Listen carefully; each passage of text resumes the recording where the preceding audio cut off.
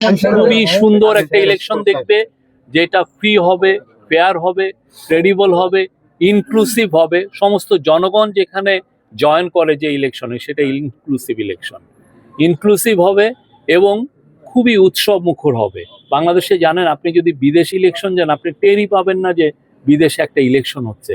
আর বাংলাদেশে যখন খুব ভালো ইলেকশন হয়েছে, আমরা কেয়ারটেকার গভর্নমেন্টের কয়েকটা ইলেকশন দেখেছি, ভালো ইলেকশন, সবাই তাদের ছেলে মেয়ে বাবা মা সবাই একসাথে ইলেকশনে যায় ভোট দিতে, এবং খুব উৎসব মুখর একটা পরিবেশ হয়। পুরো একটা গ্রামের সমস্ত লোক একটা ভোটিং বুথের বাইরে বা ভোটিং সেন্টারের বাইরে আড্ডা দেয়, কথাবার্তা বলে এই ইলেকশনের জন্য, মানে কে জিতবে ওরা এক ধরনের আলাপ আলোচনা করে। খুবই উৎসব মুখর ইলেকশন হবে, আমরা আবারও বলছি।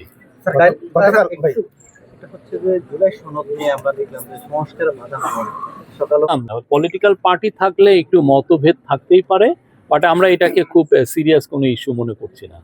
তো আমাদের যে এই যারা পলিটিক্যাল পার্টি, যারা কনসেনসাস কমিশনের সাথে কথা বললেন, তারা 9টা মাস ধরে খুবই সৌহার্দ্যপূর্ণ পরিবেশে বাংলাদেশের ইতিহাসের সবচাইতে মিনিংফুল ডায়ালগটা করেছেন।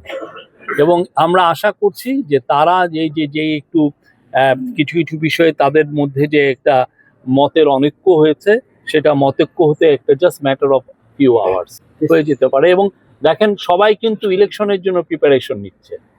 ইলেকশনের জন্য কেউ বলছে যে না, যে আমি ইলেকশনের প্রিপারেশন, সবাই ইলেকশনের প্রিপারেশন নিচ্ছেন। অলরেডি বিএনপি তো 237টা সিটে তাদের নমিনেশন অ্যানাউন্স করেছেন। জামাতু আমরা শুনি যে তারা অনেক জায়গায় ঠিক করে ফেলেছেন যে তো বড় বড় দলগুলো তো সবাই প্রিপেয়ার্ড। আমরা খুব ভালো ইলেকশন দেখব, এবং আমরা প্রফেসর ইউনূস যেটা সবাইকে প্রমিস করেছেন, এটা বাংলাদেশের ইতিহাসে one of the best election হবে। নির্বাচন কমিশন বললো কালকে যে কাউন্টডাউন শুরু হলো, 85 থেকে 90 দিনের মধ্যে ভোট করবেন তারা, সেটাও নিশ্চিত করলো কালকে কুমিল্লা এসে যে নির্বাচন। অবশ্যই আমরাও তো তাই জানি যে 90 দিনে আরো 3 মাসের মতো ইলেকশনের সময় আছে। 3 মাসের কমের মধ্যেও হতে পারে যদি ইলেকশন ফেব্রুয়ারির প্রথম সপ্তাহে হয়, আমরা জানি না। আমাদের কথা হচ্ছে যে ইলেকশন ফেব্রুয়ারির প্রথমার্ধে হবে, এবং নিশ্চিত থাকেন খুবই সুন্দর ইলেকশন হবে। আপনারা 4টে স্টুডেন্ট কাউন্সিল ইলেকশন দেখেছেন না? এগুলো তো প্রত্যেকটা 4টা যদি মিলিয়ে দেখেন প্রায় 1 লক্ষ ভোটার বা আরো বেশি। তো এই 1 লক্ষ ভোটাররা সবাই কত শান্তিপূর্ণ পরিবেশে এই স্টুডেন্ট কাউন্সিল গুলোতে ভোট দিয়েছে, এবং সেখানে যা দেখছি যে এখানে খুব ইলেকশনের জোয়ার বইছে প্রচুর। এখানে তো একটা একজন হেভিওয়েট ক্যান্ডিডেটও আছেন। তো আমরা দেখছি অলরেডি যে পোস্টার দেখলাম, প্রচুর ইলেকশনের হাওয়াও দেখলাম। তো তার মধ্যেও আপনারা জানেন যে 13 তারিখকে সামনে রেখে আওয়ামী লীগ তাদের এক ধরনের ডিস্ট্রাকটিভ এবং ভায়োলেন্ট অ্যাক্টিভিটিস করার চেষ্টা করছে। তা আমাদের পুলিশ সারা দেশেই অ্যালার্ট আছে, এবং যথাবিহিত তারা অ্যাকশনে যাচ্ছে। এবং আপনারা জানেন যে তারা এই পর্যন্ত 7টি বাসে তারা আগুন দিয়েছে। হ্যাঁ, আমরা সাসপেক্ট করছি এটা আওয়ামী লীগেরই লোক, আমরা ইনভেস্টিগেট করছি, বাট সোফার আমাদের সাসপিশন হচ্ছে এটা আওয়ামী লীগের বা আওয়ামী লীগ এবং তার অঙ্গ সংগঠনের লোকরা করছে। তার মধ্যে একজনকে হাতে নাতে ডেমরায় আগুন দিতে গিয়েছিলেন, তাকে একজনকে আমরা হাতে নাতে পুলিশ অ্যারেস্ট করেছে, তার বাড়ি গোপালগঞ্জে। আর এছাড়া আপনি জানেন খুবই একটা মর্মান্তিক একটা ঘটনা ঘটেছে ময়মনসিংহে।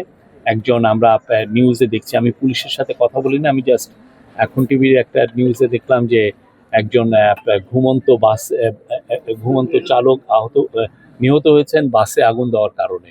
আমরা এগুলো প্রত্যেকটা ইনসিডেন্টই খুব সিরিয়াসলি পুলিশ ইনভেস্টিগেট করছে, বাট এগুলোর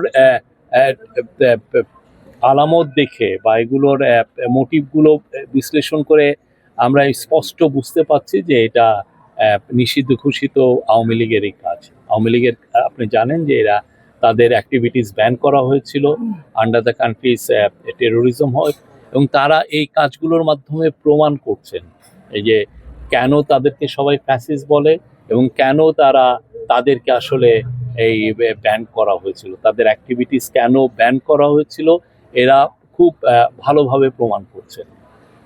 বাংলাদেশের মানুষ আওয়ামী লীগের থেকে বিরুদ্ধে দাঁড়িয়েছিল জুলাই আগস্টে, এবং নতুন বাংলাদেশ তারা তৈরি করছে।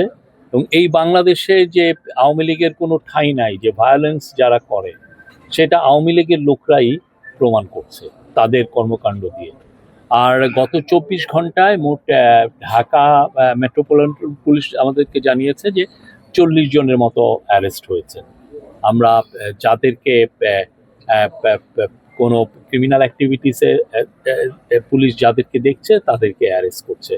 দুইটা ঘটনা আছে, একটা ঘটনায় পুলিশকে লক্ষ্য করে ককটেল মেরেছে, আর একটা ঘটনায়ও পুলিশকে একটা ককটেল মেরেছে। আমাদের পুলিশের ধারণা এটা আসলে পুলিশকে লক্ষ্য করেই মেরেছিল।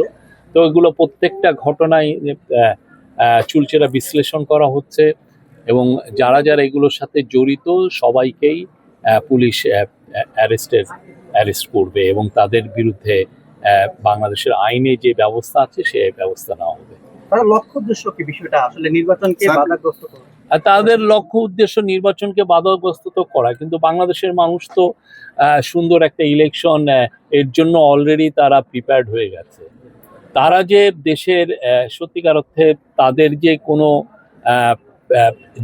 জনসমর্থন নাই, তারা যে একটা টেরোরিস্ট অর্গানাইজেশন, তারা যে ভায়োলেন্সে সারা জীবন ধরে ভায়োলেন্স করে। আপনারা জানেন শেখ হাসিনা লগি বৈঠা নিয়ে তার লোকজনকে ডেকেছিলেন সেই অক্টোবর 28, 2006 লগি বৈঠার কারণে অনেকে বলেন সব মিলে পুলিশ এবং আমরা যেটা সোর্সের মাধ্যমে জানি যে প্রায় 12 জনকে আওয়ামী লীগের লোকরা পিটিয়ে মেরে ফেলেছিল।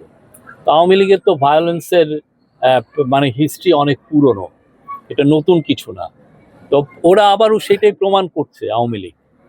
এখন বিএনপি এবং জামাত দুটো দলই তাদের নিজস্ব দলীয় স্বার্থ নিয়ে একটা বিরোধী অবস্থানে রয়েছে, এটাকে কিভাবে মূল্যায়ন করছেন? না, এটা দেখেন, পলিটিক্যাল পার্টি থাকলে তাদের মধ্যে মতভেদ থাকবে।